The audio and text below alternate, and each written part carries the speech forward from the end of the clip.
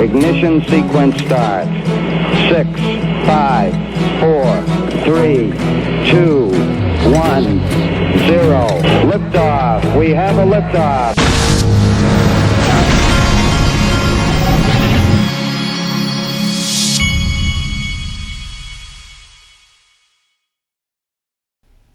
Hey everybody, this is the Digital Asset Investor, and last night I was watching Yellowstone with my wife, with Kevin Costner. If any of you are not watching it, I highly recommend it.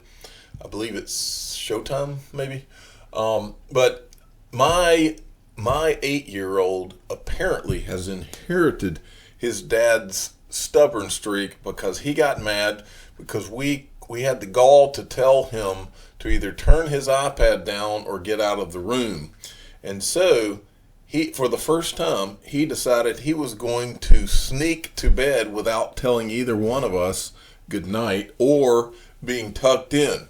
So his anger overcame his wanting mommy to tuck him in. And that is, I think, a turning point. So this child, I gave him a hard time this morning about it, and he's still mad.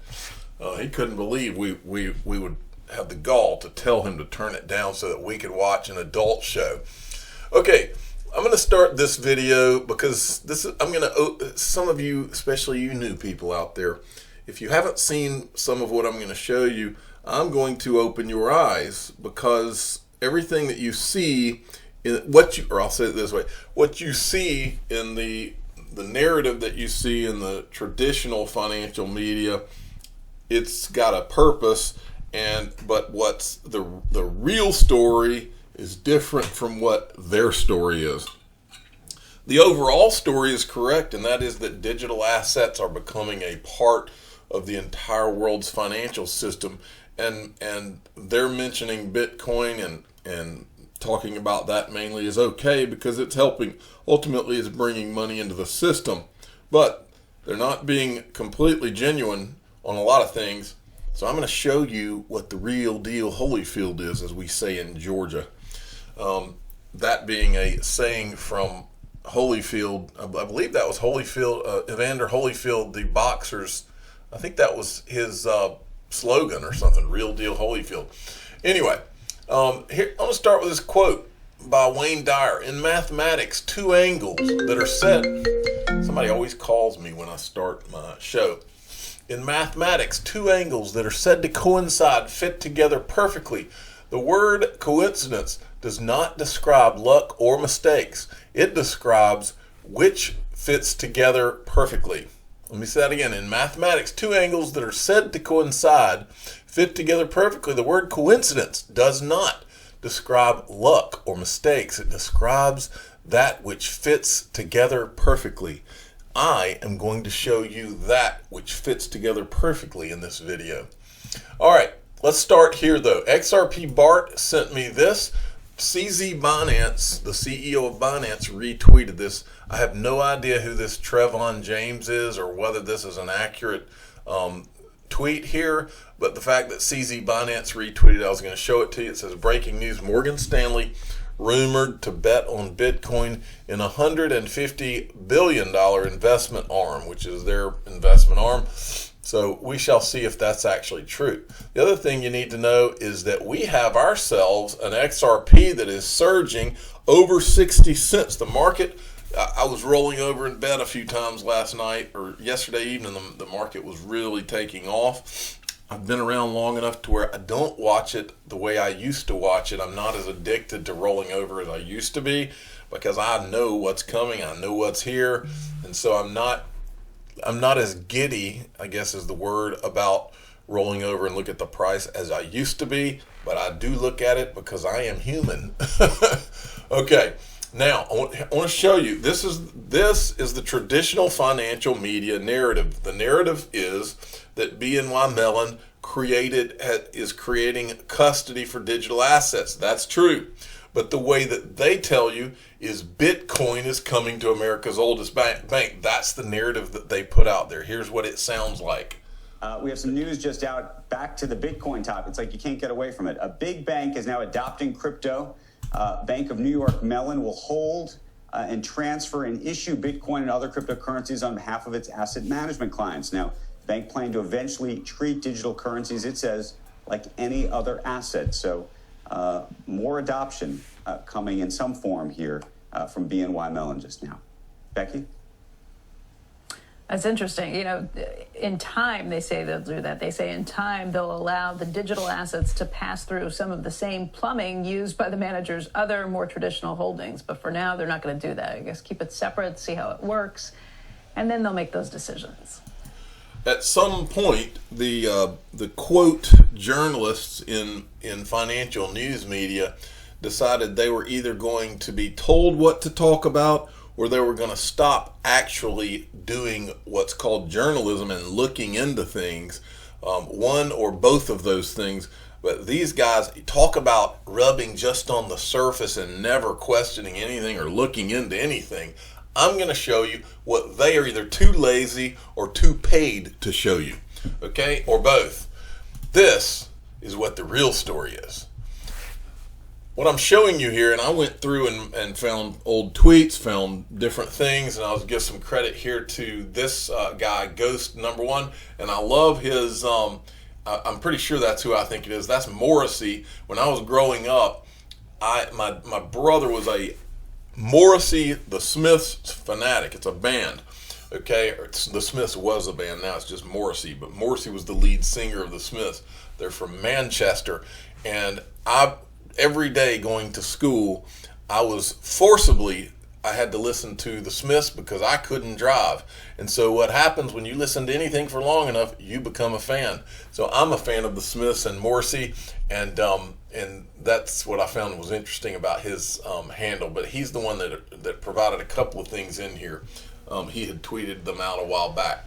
This week, BNY Mellon announced they would do crypto custody. The headlines, of course, are BNY Mellon will custody Bitcoin. I'm sure they will custody Bitcoin, but that's not the real story. This thread is. This is what was announced this week, and then let's look at this. This is back April 17th, 2018. I tweeted this out. I can't remember if I talked about it the other day. Anyway, back in 2018, out of nowhere, supposedly out of nowhere, we started hearing about how this banking heir, Matthew Mellon, the heir to the BNY Mellon fortune, right? This banking heir just happened randomly to get involved in investing in XRP. And his XRP at the time, I think, was worth $1 billion, and he ended up dying, I think, supposedly of a drug overdose. Well, one thing that's not really been highlighted much is this is from this CNBC article. This is the article. This was just a one-liner. I've never seen it anywhere else. But it says first it says Mellon comes from the Mellon and Drexel families of Bank of New York Mellon and Drexel Burnham Lambert. According to Mellon's LinkedIn account and documents of the SEC, he attended the Wharton School and later worked in fashion, telecommunications, and finance. This is the part that is never highlighted anywhere. This is the only line I've ever seen that lays this out.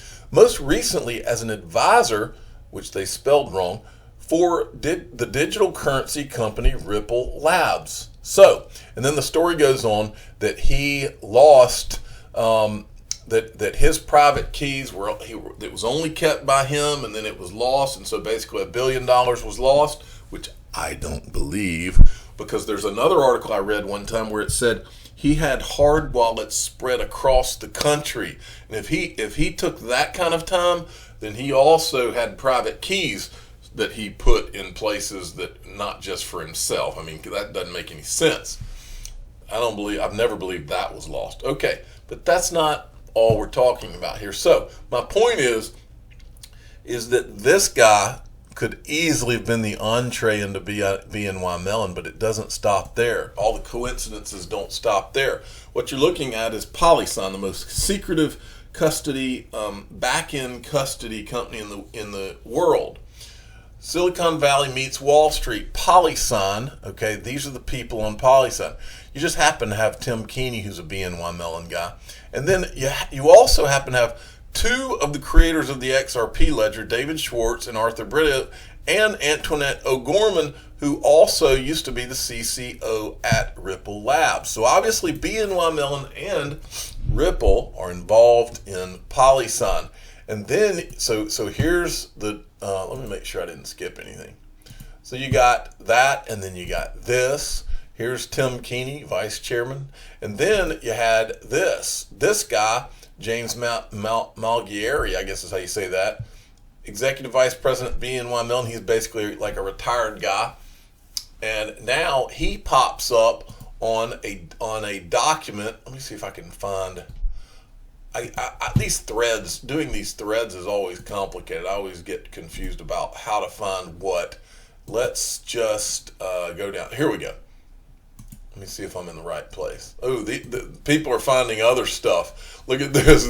This is what's fun about these threads is once they start rolling, it gets real interesting. Okay, here's another one of my parts to this. So that Malgieri guy was on the documentation for Standard Custody and Trust Company. Well, what's that? What that is a subsidiary of PolySign.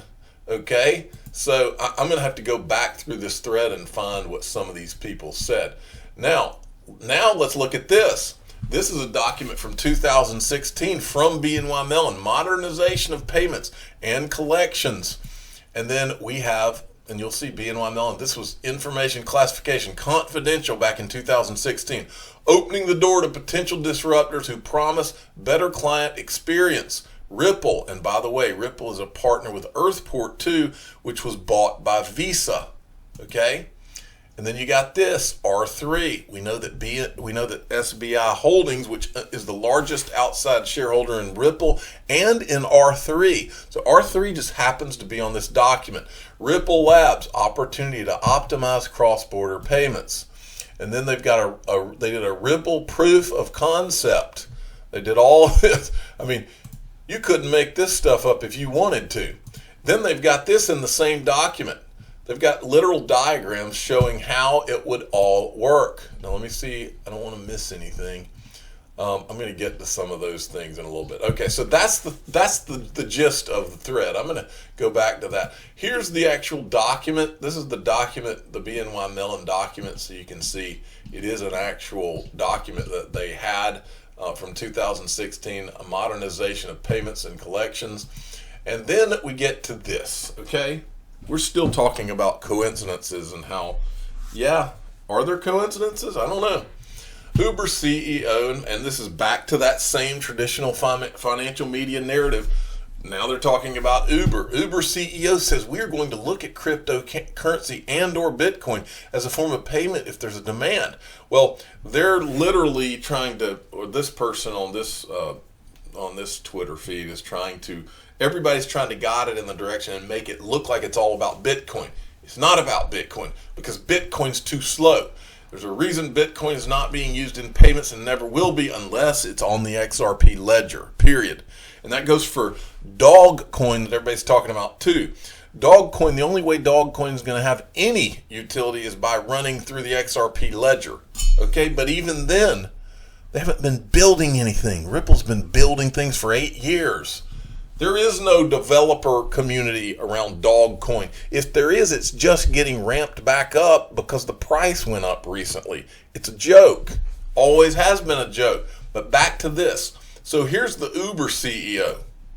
Any thought about accepting Bitcoin as a mode of currency for your passengers?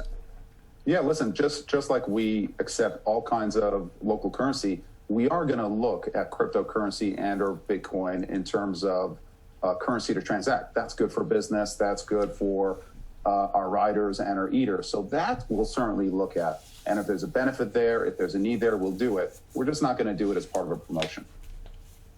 And finally, Okay, so now let's move along. Let's look at, I just decided, because I haven't done it in a while if I ever did do it, let's look at Uber. This is a Ripple slide presentation that was put together. The future is here by Dilip. This is Dilip Rao, November 2017 from Ripple. Who we are, it goes through all the different things, and you'll never believe what they have in their slide presentation, not one time, but 2 or 3 times. Let's go down here, Interledger Protocol, you'll see it in a minute. Private blockchain solved for privacy, We get down to Interledger, and then all of a sudden, out of nowhere, we see Bitcoin compared to XRP. There is no comparison.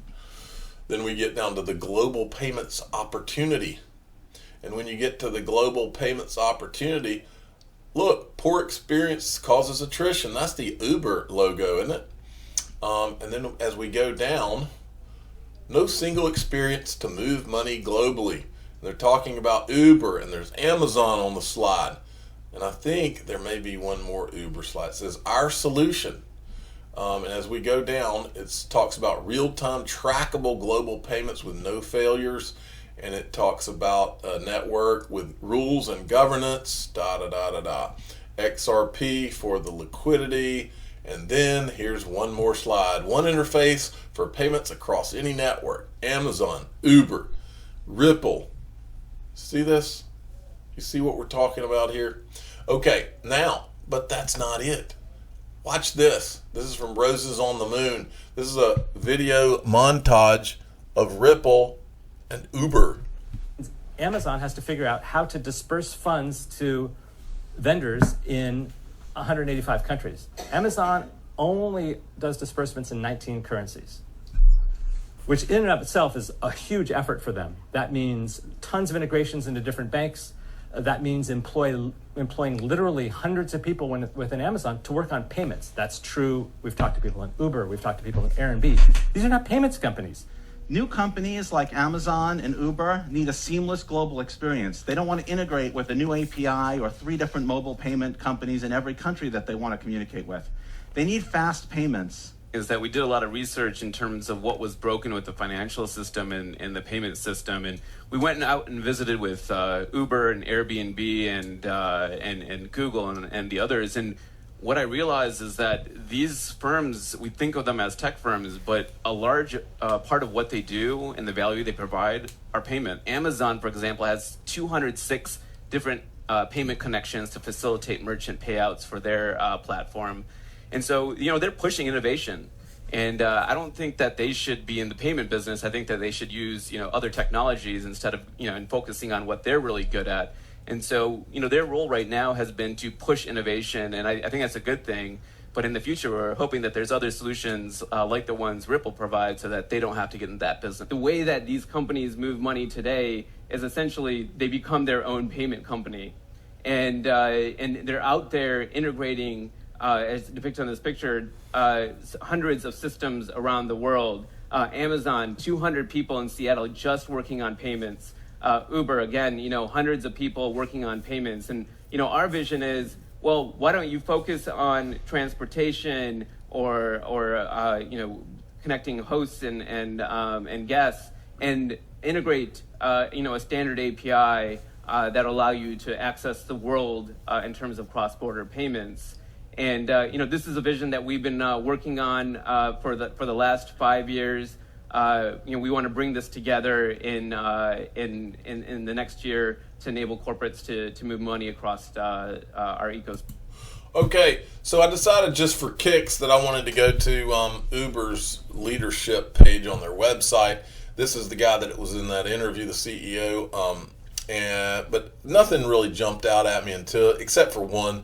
John Thain, former chairman and CEO of the CIT Group. John Thain might ring a bell with some of you. If you were around during the 2008 financial crisis, which I've told you 1,000 times on this channel, has everything to do with digital assets.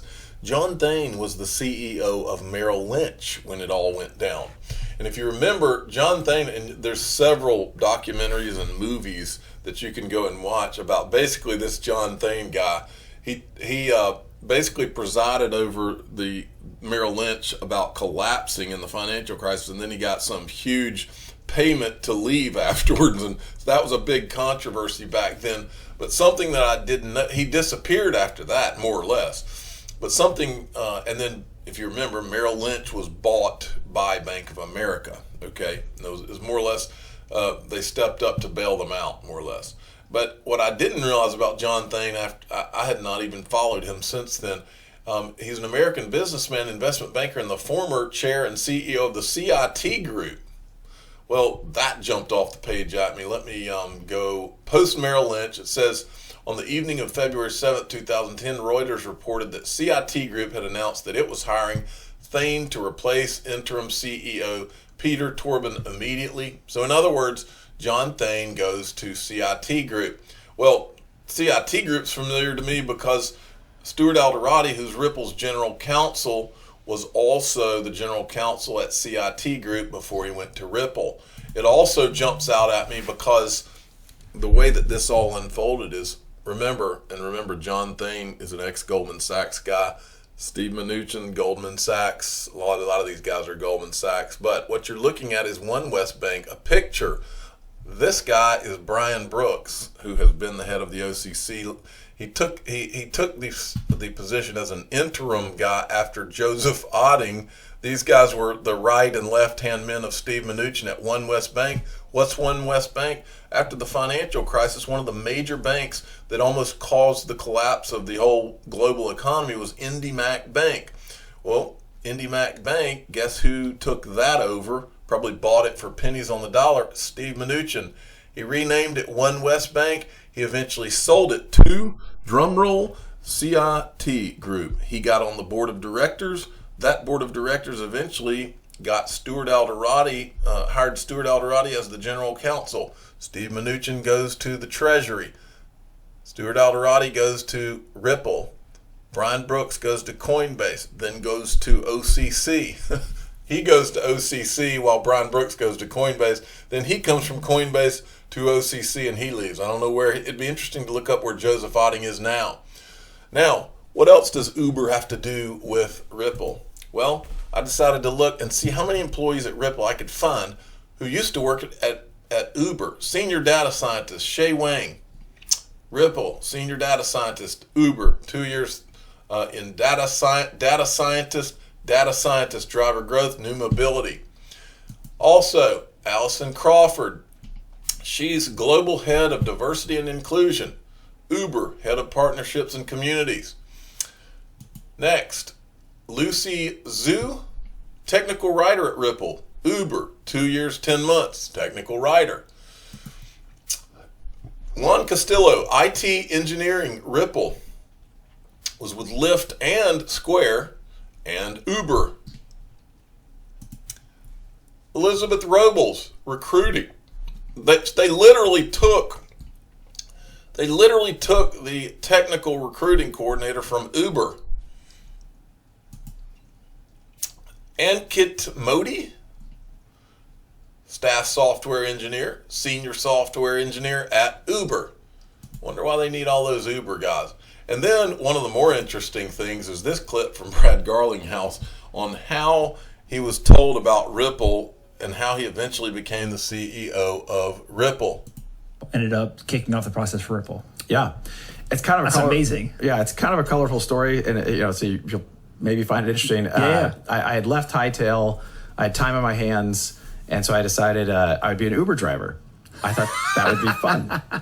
So I drove an Uber for about a month. I wonder if he did that just because it was one day, a recruiter who I happened to know, not super well, but knew him. I remember partly because he kept trying to call me, and I kept hitting ignore because I had a passenger in the car.